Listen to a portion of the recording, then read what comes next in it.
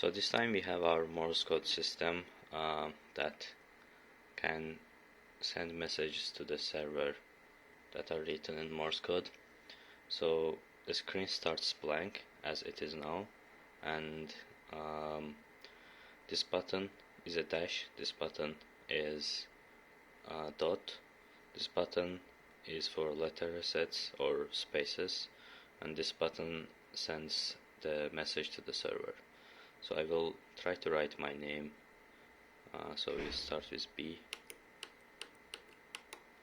and then A, and then R, and then I, and then S, and then H.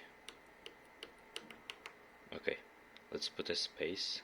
If you press this button once more after the last one, it will put a space, and then I will just write 10.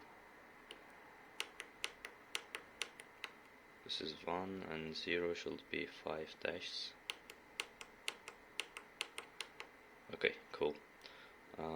So also, if we try to write something really bad, like something that doesn't exist, I will just spam these buttons and click this. It will not write that, it will just ignore that letter as a mistake, but we can still continue the message. For example, I will add another 0. Cool. Lastly, we can submit it to the server, and this will reset the screen. So server right now, we refresh, has just got this message, and yeah, that's basically it.